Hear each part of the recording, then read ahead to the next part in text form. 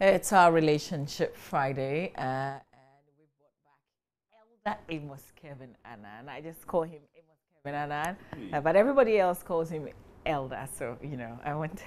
Good morning. Good morning. That Good to is see more used you. in church, not on radio or And TV. TV. Okay, so I shouldn't use it on TV. Yeah, I just prefer to be described as Amos Kevin. That should suffice. Well, yeah, a lot of things. Well, we haven't seen you in a while. Last week we did mention you because you were part of Mama Cappy's program, Yes, so we did yes, mention you. yes. But you've been away for a while. You fell ill. You had your cold up and downs, but you also lost your mom. You lost your dad first, and then you lost your mom, and you're burying both Yes. at the same time. Yes. Oh, I'm grateful to God for the opportunity to live again and to be a blessing to humanity. My dad passed away on the 3rd of July after battling with his health for about 8 years. And then I had gone to Kumasi to address the Grace Baptist Church Family Enrichment Month. The next day, my brother calls me that my mom was complaining of backache and sensation in the knee. So I asked that she be given medical attention. And then went to church, left my phone in the hotel, only to come to discover that my brother has been calling persistently, and that was around 8:45. So I called him back, and he tells me my mom is gone. It was a harrowing, heart-wrenching news for me. And we as human beings have our frail parts. yeah. I was at the reception of the hotel, so I moved out to the frontage, sat there, and wept from about 9:30 thereabouts till midnight.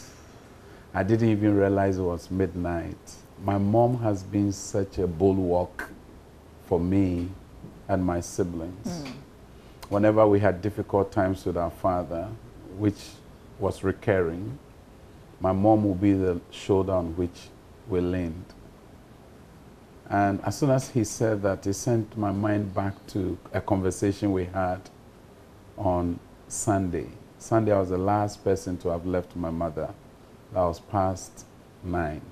That was the last time you saw her alive? No, I saw her last on Monday. Monday, I visited her before I flew to Kumasi for the midday flight.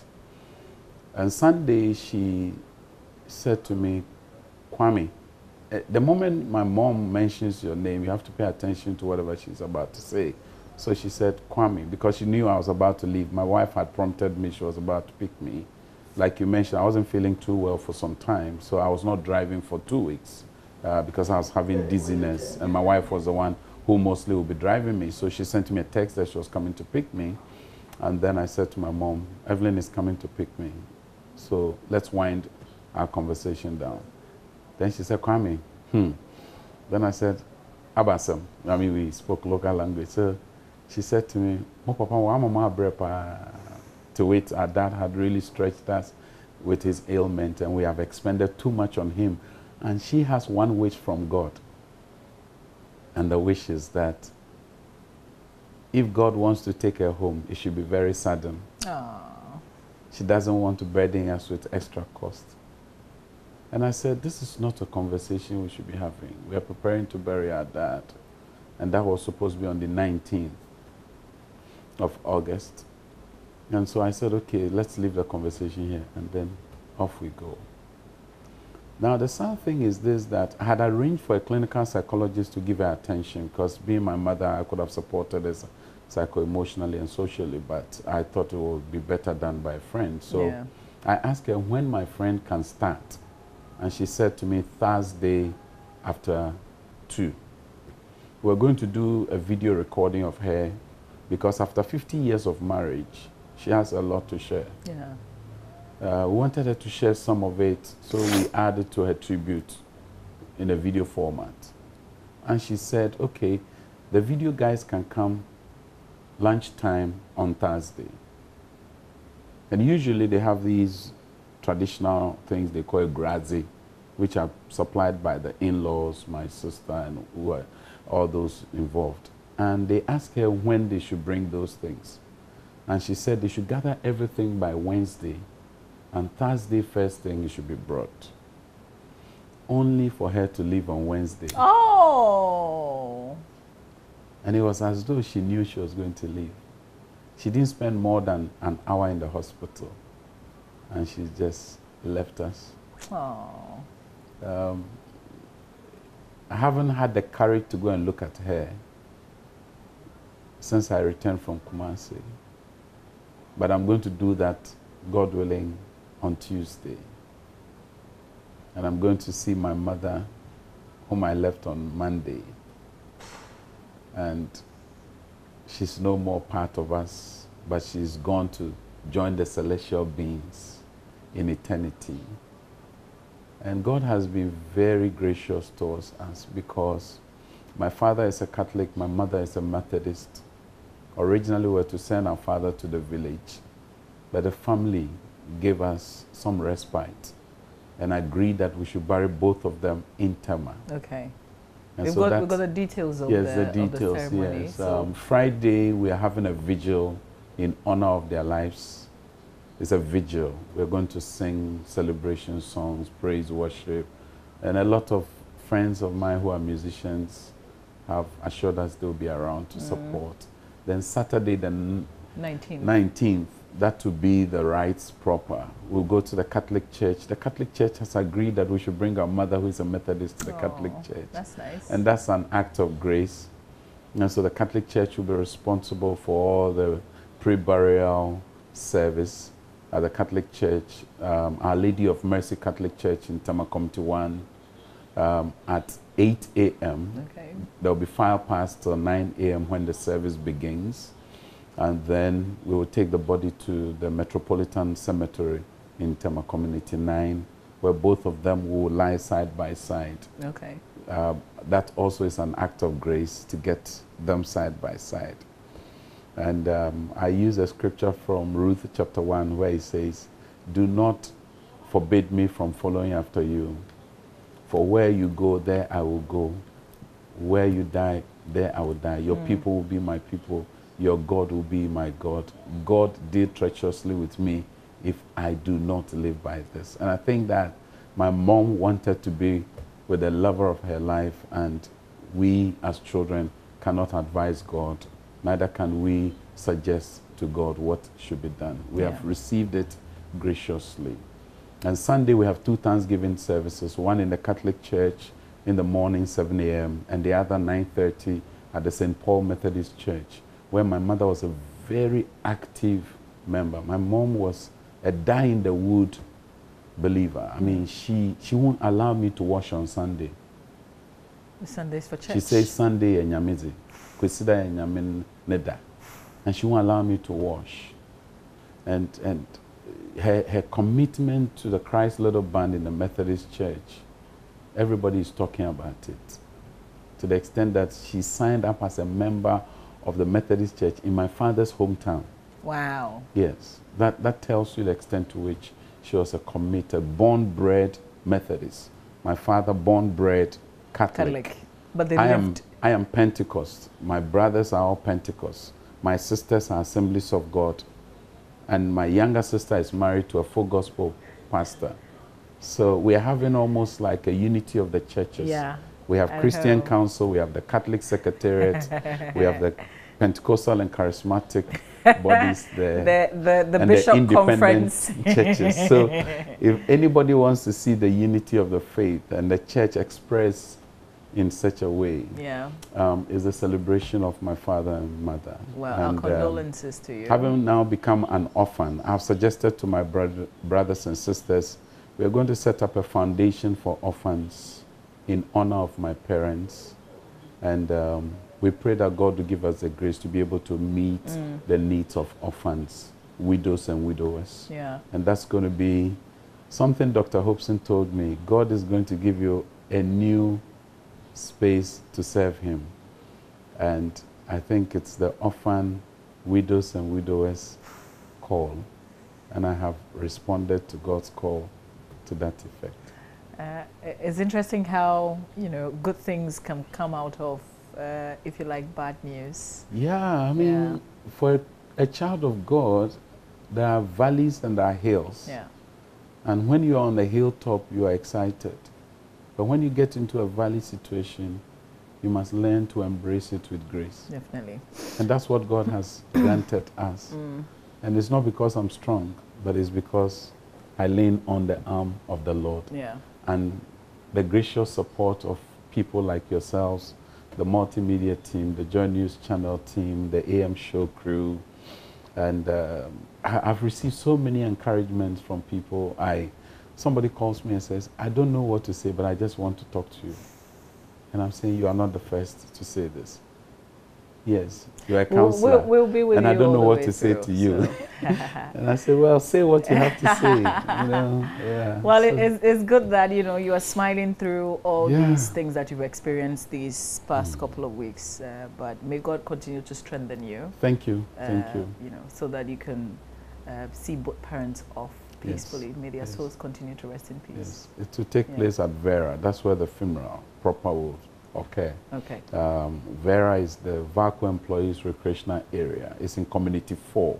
There's a famous Wache joint, without advertising for Seda. It's Seda's Wache. Once you get to that place, you never miss your way. Okay. Yeah. We will all be there to support. Thank you.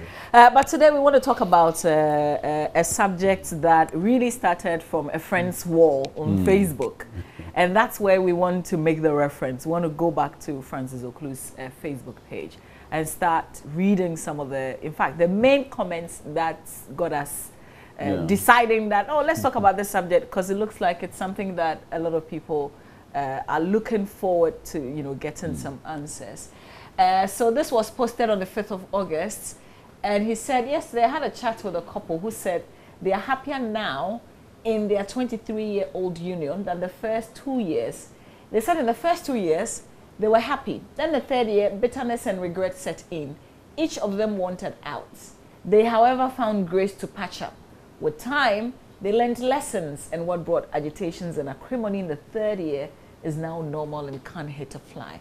I have a friend whose union is in the third year and sadly seeking divorce. Question: what is in the third year? Anyone else has something to say? And that question also brought, at least I picked 3 different stories coming up, real life stories coming up. We'll pull all those later on as well and share. But there's some comments coming from from just the posts. Dreadful fifth year. Yeah. This one says, I'm in my 4th, fingers crossed and hoping to cross the dreadful 5th. It's normal, 8 years and counting. Okay. Funny enough, in psychology, it's the 7th year that's regarded as the usually problematic year.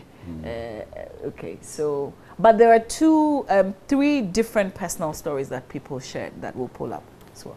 But is there something in the 1st to the 5th year? I'm sure you've heard lots of stories yourself. Oh yeah, certainly. I mean, the first year, for instance, is the year where you experience a lot of withdrawals. Withdrawal from all your activities. You notice all of a sudden that you are in this situation, a permanent union, more or less, and you're going to spend the rest of your life with an individual whom you had known from a distance, and you may have told yourself, I knew them very well. But there will be some discoveries made in the first year, and sometimes, depending on the gravity of what you discover, you may say, wow, I think I have more than I can carry. And so it's easy for you then to become immobilized in the area of your responsibility. And some will renege on their promises. They start thinking of a way out in the very first year. And it can happen, some even 6 months or 8 months. And it's also partly because love expressed prior to marriage is different from love experienced in marriage. And so if you thought that it was going to be the utopic, euphoria, sensational, blissful, chilling, type of love, you go into the marriage and reality dawns on you, and many are not willing to adjust. You also seed of some level of independence at that stage, and some people who are very much fixated on their personal liberties and rights and don't want to give away their independence struggle, because this person is going to be in your face all the time, is going to be within your space all the time, and you cannot avoid them.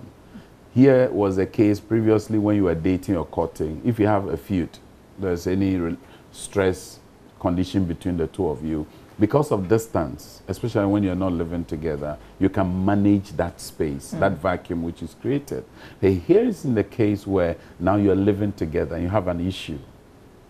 You're having a conflict condition. What do? You can't avoid the individual. You may have to even serve him or her. You may have to run some errands for the person. You may have to extend some courtesies to them, and that can be very stressful. So yes, there's something in the first 3 years of marriage and extending to the first 7 years of marriage. For others, even the first 10 years. It's just like an aircraft. I mean, gradually it just taxis, lifts itself up, goes up, and it has to make sure that it finds a certain level before they disengage the fasten your seat belt. And sometimes right in the early stages of the flight, there's turbulence. And the turbulence, I've sat in an aircraft where the turbulence lasted for about 50 minutes. Wow. And it was harrowing. So some couples may experience turbulence in the very first year for a protracted period of time. So you have to take it case on case to review what are the causative factors of the stress the couple is facing. This story brought others sharing, Yeah. and one of the things that somebody shared was this.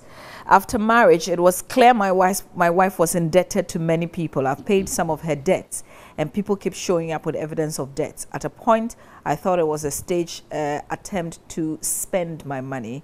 We are in our 3rd year. I'm considering divorce. It's not easy. She's borrowed shoes, clothes, and things she doesn't need. So clearly, this person may have been a spendthrift. They might have bought things they didn't need. They may be people driven by impulse. It could be that they lived to impress. I'm here to interrogate the specifics, but these are common tendencies that people in such a situation may exhibit. Now, having married them, you see, you have both liabilities and assets. So you inherit all of those things? You see, the thing is, once you marry a person, you marry them and all that they come with. And all the debts. Everything they come with. Because it's for better and for worse. This may be the worst. The better days are yet to come. But experiencing the worst in the very beginning of the marriage. Yes, even though your beginning may be turbulent, your ending may be smooth and gliding. So it requires an element of grace, communication between the two of you, and finding creative ways of meeting those financial obligations. It may require you to work extra hard. It may require your wife to do more diligent work, be more systematic and organized in terms of their expenditure levels. Be able to tell themselves, I defer purchases for the next couple of months so I can save to be able to meet these financial obligations. Because it's for better or for worse. I mean, unless you didn't mean that you were taking a vow for better and for worse. Because somebody say, if you love me, you love my dog. Excuse my French. But if you love the person and they come with a pet, you cannot but be nice towards the pet. Because everything you do to the pet would snowball into their response. So I would encourage such a person, don't be swift to say, I'm seeking divorce. Divorce is not a pleasant thing for anybody. It's not an easy road to traverse. You need support, you need assistance, you need guidance. If it is, you can talk to some of the people your wife is indebted to spread the payment with a plan so that it eases itself on you. It does not put too much strain on your financial responsibilities. I mean, those things will help you. You cut down your budget expenditure. For instance, if you want to have 2 cars, you use one and then sacrifice. If you're living in a 3-bedroom apartment, you downsize it to maybe 2. You need to take some prudent financial measures simply because you want to show your spouse that you are with them in this struggle. Yeah. And when you traverse this phase, I tell you, the story will be different. So when we introduced the conversation, somebody also sent us this very early in the morning. It says, it is true that the first 5 years of marriage can be rocky. Sometimes your partner could be too defensive and denying any time she does wrong. Anytime such incidents happen, I try not to talk. And exactly as Roland said, pick my motorbike and leave for about an hour or more. That's Alhaji in Kentampo, because Roland had said that, you know, you can just take your car keys and just drive off. But you see, go and cool your head somewhere. to take your car keys and drive off, you must be in the right frame of mind. Woe unto you if you are not in the right frame of mind, because you can wreak havoc. You can inflict fatal injury on yourself. So you are better off making sure, if you're moving away at all, that is, if that is necessary, that you have your head properly screwed on. Some will turn their ignition in anger, in rage, in fury, and will smash some stationary truck or something. They can run beneath a trailer. Because you'll be thinking about what You're just thinking, you're happened at home. processing, you're angry, your adrenaline is high, your brain is constricting, blood flow is compromised, and therefore, if you're not careful, what you end up doing is that you can crash. There have been stories of people who, in the fit of rage, moved the vehicle and crashed into somebody else. But I'm thinking the way Roland described it, I mean, I know Roland is one of those who can just simply sober-minded, shut the door and forget everything that happened in there. Just go and get some tilapia and chill somewhere. Yeah, but you see, it is said that he who fights and runs away lives to fight another day. So, for instance, if the fight was awaiting you, you will still go and meet it. I mean, if the other party is not particularly enthused about your moving away. Yeah. Knowing women, and I can speak for women, because we don't just leave it there. No, you don't just leave it there. We've We've got to talk about it. Yeah, we want to finish and close the chapter. Cut off the head. If you've killed the snake, cut off the head. And so you cannot defer what needs to be discussed. I mean, and you need to talk, and they won't take one-liners. They want explanations. Yeah. They want elaborate reasoning. Yeah. So don't run away from it. Face it. If you think you cannot face it because you yourself, you're having turbulence within, then you're better off listening. Imbibe it, take it all in, suck it. Because if your lady, for instance, is choleric, she's waiting for you still. I mean, look, they are the ones who say, bring it on. I would say, don't go, let's finish it. Then let's finish it. Let's talk. Be a man, stand there, let's conclude the conversation. But what if and getting usually away... it's got to do with, for instance, if the person has some suspicion, something mistrusting, and they want to speak to the issue, and as a result of they wanting to speak about it, the way they went about it was not the best, was so unpleasant, so demeaning. So you also react in anger and leave? No, that's not the way to go.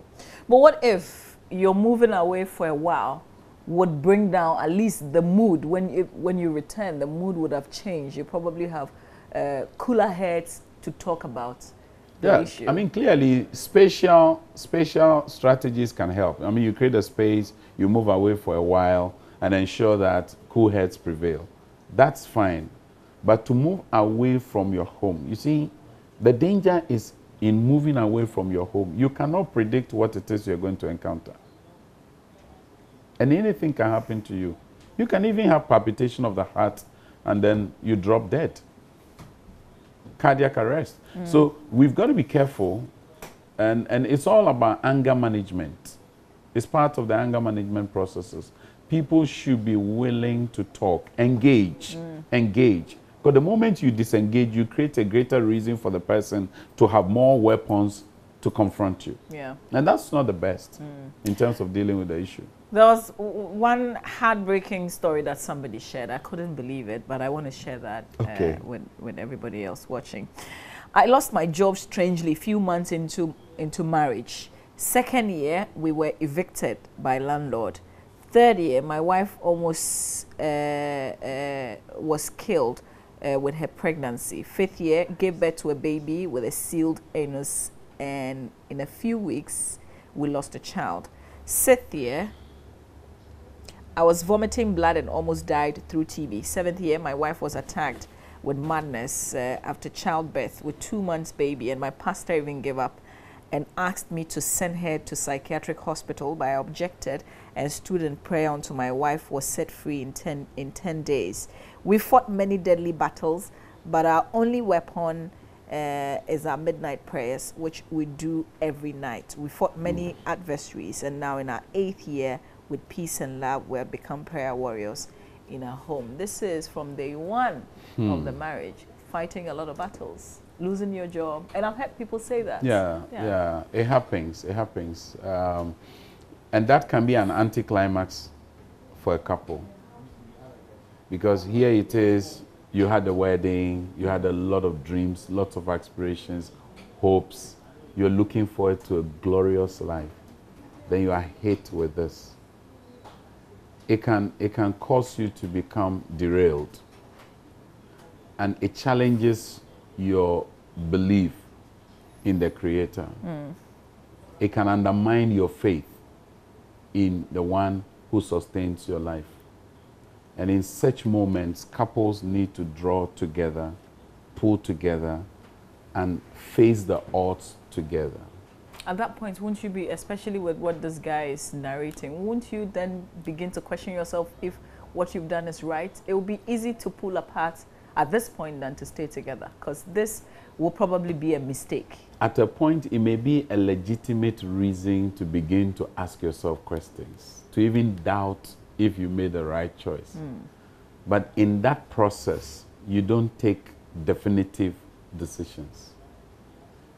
When you are down, you don't take life-changing decisions. And when you are elated, you don't take life-changing decisions. Because both of them can be fraught with error. So you need a sober posture to be able to say, wow,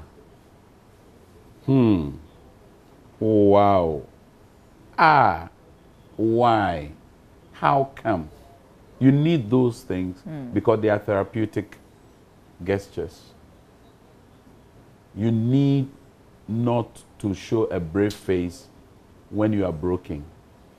Unfortunately, for many of us, when we are broken, we are still trying to show brave face. Some will say, I didn't even shed a tear. That's not a testimony. When you have to shed tears, you need to shed tears. Because your tear gland is designed for a purpose. And it must be allowed to fulfill its purpose. When you bottle up the pain in you, it hurts you in the long run. It will implode in you and destroy you. Now, if it does not implode in you, it will explode and it will hurt other people. So there's a need for you to acknowledge that I'm not in good times. These are difficult moments for me. And it is beyond your competence to handle it alone. So you need somebody to solidarize with you, somebody to empathize with you, somebody to stand with you. You need a shoulder to lean on. And the best shoulder you may get will be your spouse. Beyond them, family. Beyond family, some professional intervention may be required. I like something an author by name C.S. Lewis said. He said, if I had not been on a mountain top, I would not have noticed there was a valley. And if I had not been in a valley, I would not have known there were hills. But one of the things I have learned that I've been through many things, I've been to many places, and I've seen many faces. In all these, you gave me blessed consolation that you are with me. And then he said, through it all, I've learned to trust in Jesus. I've learned to depend upon his word. Now, what was he going through? He was going through a difficult moment. The man who sang the song, "What a Friend We Have in Jesus," he didn't have it easy. The one who sang, "It Is Well With My Soul," he received a notice that said, "Saved alone." He had lost 3 children. And yet at the shores of the turbulent ocean, he now could string together the song, "It Is Well With My Soul." The one who sang, "What a Friend We Have in Jesus," he had lost his wife after his wedding. No joke. No joke. So people have been You through listen to the things. songs and you think they did them at very happy times. We think it's happy times. Yeah. You know, so sometimes you need to look yourself in the mirror and speak, soliloquy to yourself, self-talk. Tell yourself, I'm not happy, I'm not in a good mood. This is really stretching me. Talk to yourself. Pour out your lamentations before your Creator. Let God know that you are in anguish. But sometimes we don't do that. Yeah. And we want to show that we are steel, but we are straw. Yeah. Well, when this conversation is to help all of us, because Charlie, as for marriage, it's not easy. And it's not meant to be easy. It's meant to be doable. And especially when you hear what other people have to share, you begin to think, Charlie, there are people who are going through a lot. So I want us to spend, our last couple of minutes to open the phone lines. If you want to call and share and talk to us, you can please do 0302 211 69102. But also send us a WhatsApp message and then a regular SMS text message as well. A WhatsApp message and also a text message. And give us a call, 0302 211 69102. We're talking about the first 5 years of marriage. Now, you're saying that it could even go through till 7 or 10. I mean, it depends on everybody's story. It can be unique. So if there's something you want to share with us, that you think there's something, particularly in the first 3 years, that you think people can learn from with the experience that you want to share with us, please do. It's important, Mamavi, that all of us who aspire to marry and all of us in marriage understand that there are 2 poles of the marriage union. One is the things you enjoy and the things you must endure. Okay. Sometimes we don't talk about the things we're enjoying in marriage, but we highlight and flag the things we are enduring. And it paints a certain frightening picture in the minds of would-be couples because they think it's all agony, it's all stress. Yeah. Let's talk to Paul. Paul is in the northern region. Paul, good morning. Thanks for calling. Let's hear you. Yeah. Good morning. Good morning, Paul. In fact, I've taken a lot of inspiration from Mr. Kelvin. God bless him. Thank you. But, I have a perception, and it's always that whenever there is a problem between myself and my wife, we have been married for the past 5 years. We are blessed with 2 beautiful daughters. I feel it's always important to walk away, calm down, and then if I am back, by that time she also might have settled herself, then we can talk peacefully. But imagine if both of you are the loud type, then you decide to stay in the same room or apartment. For that very moment, you are both angry. It's likely to escalate into something else. But if one is able to move away, with the hope that by the time I will be back, tempers will have been down, then we can talk peacefully. I know it will help. Else, staying together at that moment can lead to a lot of problems. Okay. But I always believe that as for marriage, it's never meant to be easy at all, as he confirmed. it's never meant to be easy at all. Yeah. Especially the early days when both of you are still learning from one another. When you don't have enough time, Africans, I'm a northerner, and you know what we mean. Sometimes within the shortest possible time, they are telling you, get married. Before you realize you are in. You don't even know your partner well, and all of problems can come. So leaving and coming later to settle it, I know is the best. That is my opinion. Okay, all right. Thank you very much. Very well, Paul. We appreciate you sharing. Let's talk to Mrs. Dottie. Mrs. Dottie is in Tema.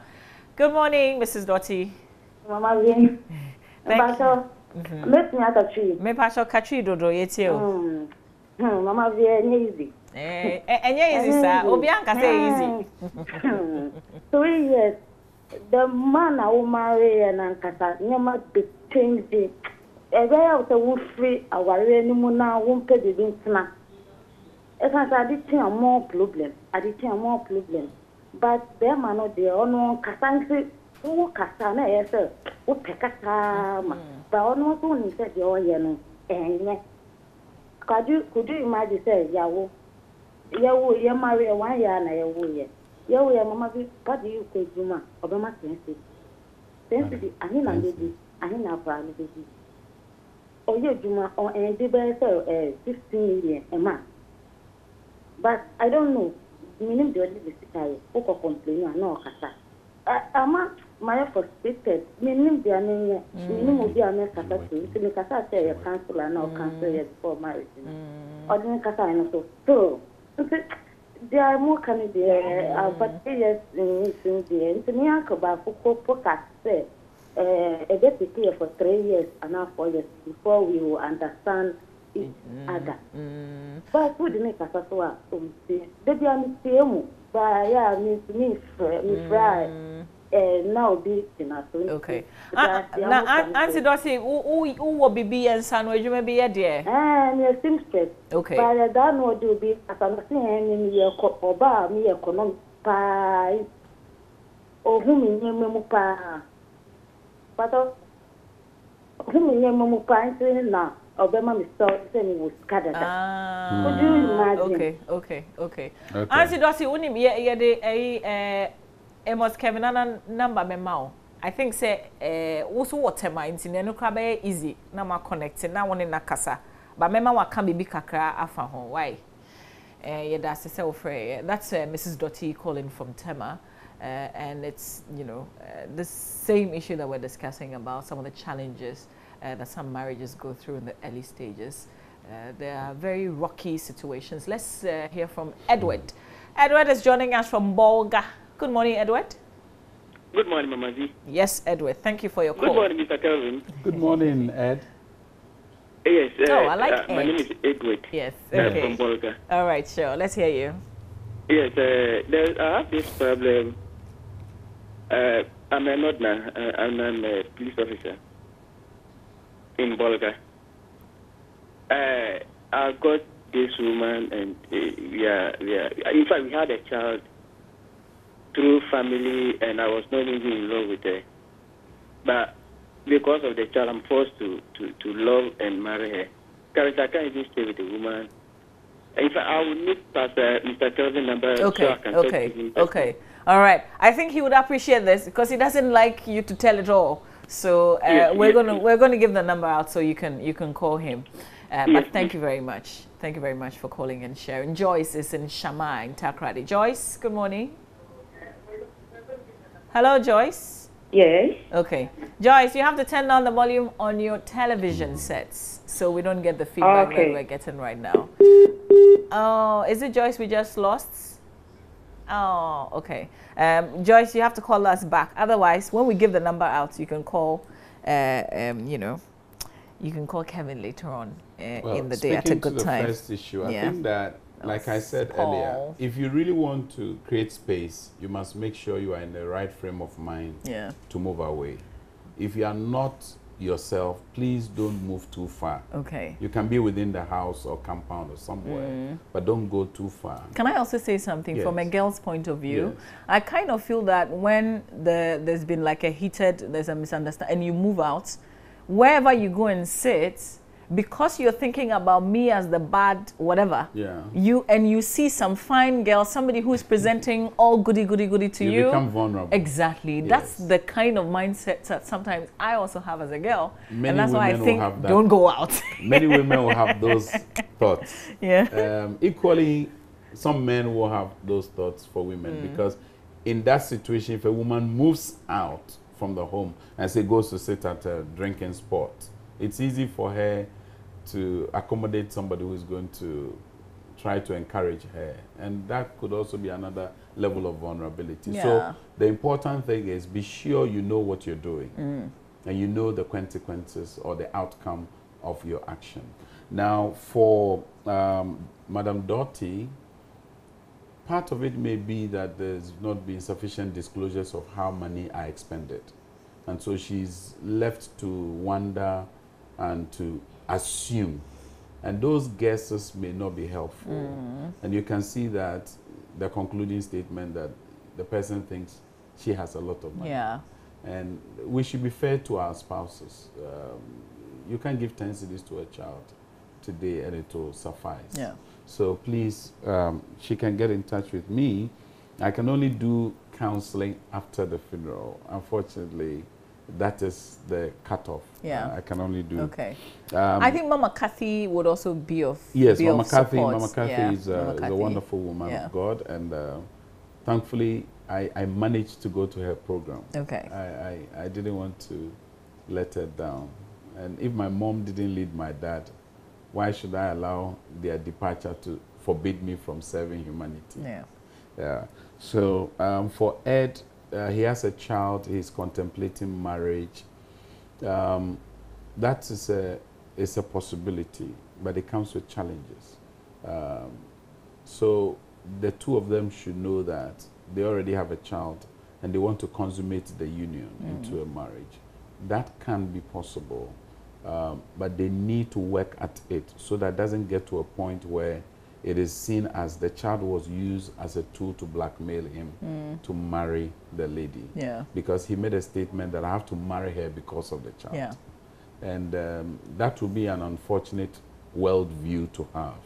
If you're marrying somebody, you're marrying them for who they are and what they represent and what they bring into your life and what contributions you can make as a helpmeet. So don't make the child the point of the consummation.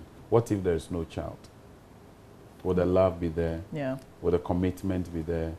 Will the willingness to sacrifice and bend backwards for her be still available? So those are very important decision points he needs to consider. Okay. All right. Here are some messages. Maxwell says, I'm married for a year and a half. My exes seem to be coming in the line again with much love and care, making me a bit reserved with my partner. How do I address it with her while not hurting her? That's from Maxwell.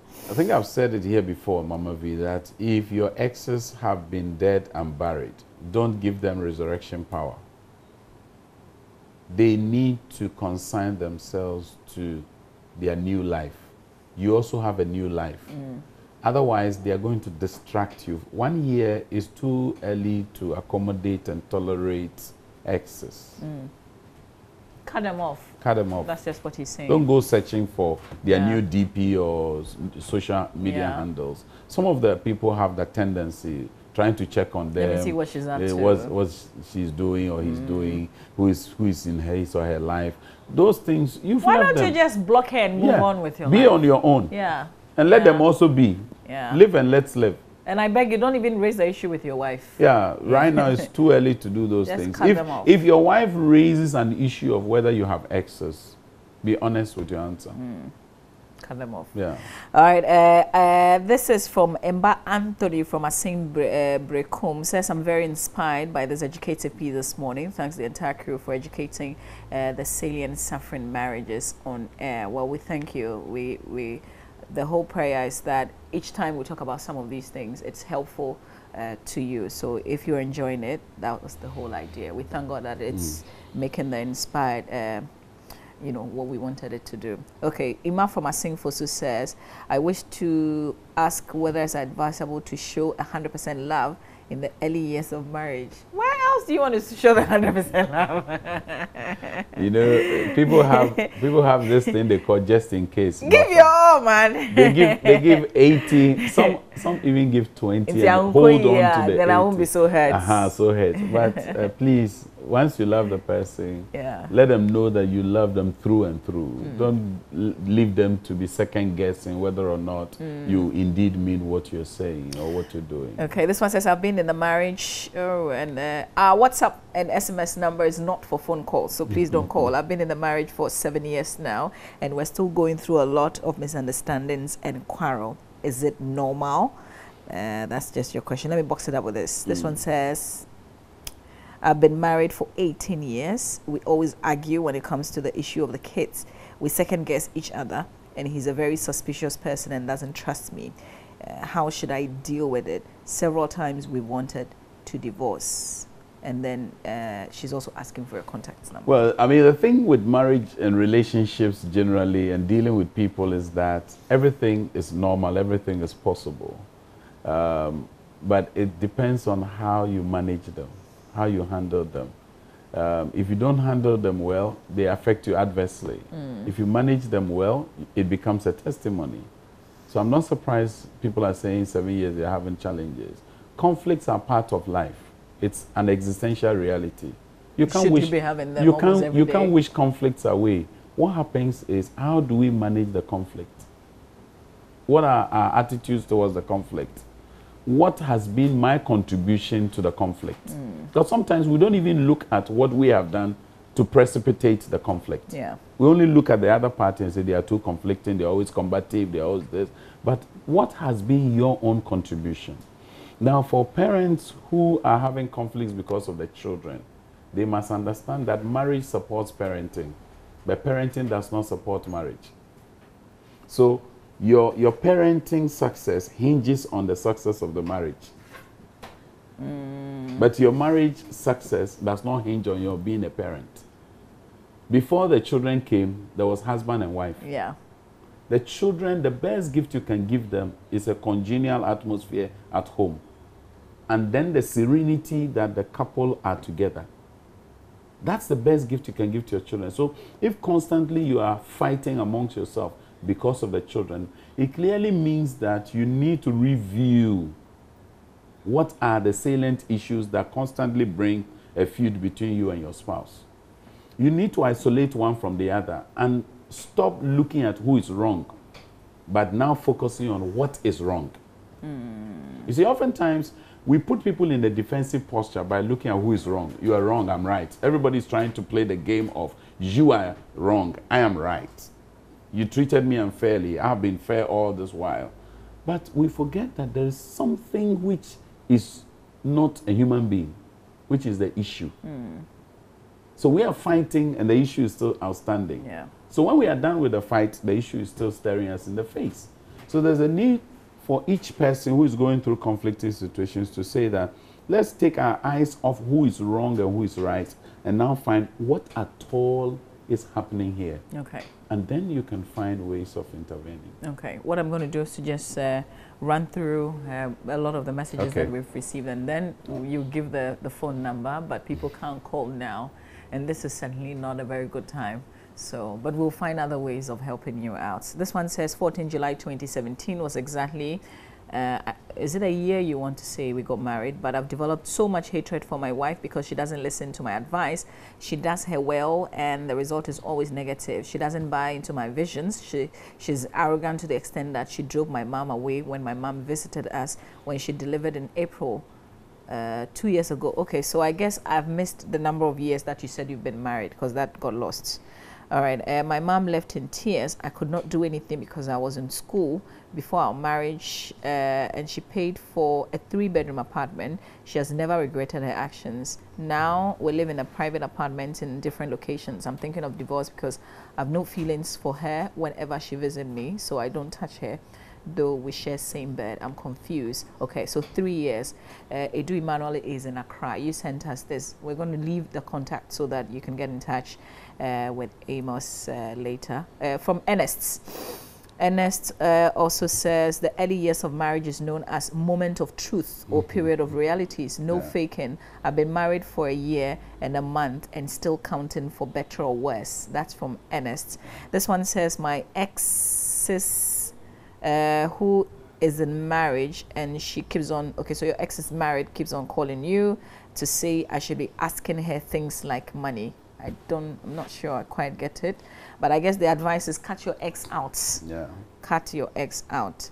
This one says, so inspired with this education from Mr. Kevin. So inspired. Okay, that's Mr. Sunday sending us this message. This one also says, I've been with this man. Okay, I've been with this man for 4 years now, and we've got a daughter, but he still went on to get his ex pregnant. I'm thinking of moving away since he's not given a definite answer of whether he's going to marry me or not. Please help. And this one says, very educative.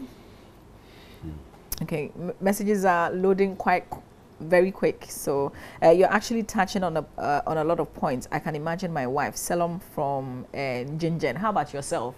Imagine yourself too. This one says, yes, Mama V, I have been married for the past 10 years, for some time now. My friend tells me to be careful with your wife, only for me to see her on a bed with a man. Solomon at Tamale. Okay, the messages are coming in, lots of them. We definitely can't read all the messages, so please can you give us the number since we have to run? All right, okay. I will plead with those receiving the number this morning to give me space to bury my dad and mom. From the 22nd thereabout, I can give attention. Those who need emergency interventions, I can do referrals to some friends of mine who can step in between now and when I'm available. It is 0244 273368. 0244 273368. You cannot call me now because I'm going to Adom Radio. You can call me afterwards and then we can schedule some time. But in terms of face-to-face meetings, please give me space for now till the 22nd when I'm done with the funeral arrangements and everything. All right. If you need, if you need an intervention now, just send me a WhatsApp message on the same WhatsApp number that you see on the screen or regular SMS, and then we'll get you a contact so you can get in touch and speak with someone. This is where we have to end the conversation. If it becomes necessary, we will have a follow-up conversation on this. Thank you so much for your time. And I did got messages from people also, extending their condolences to you. I'm grateful any day, and thank you for your encouragement. You give me a reason to smile when I got here. Yes. Oh my God. You did. I thank God for that. Thank and you happy so to much. see Roland as well. Yeah. He's the energy for me this morning. Always, always. So all the best on Adom FM later this morning as well. All right.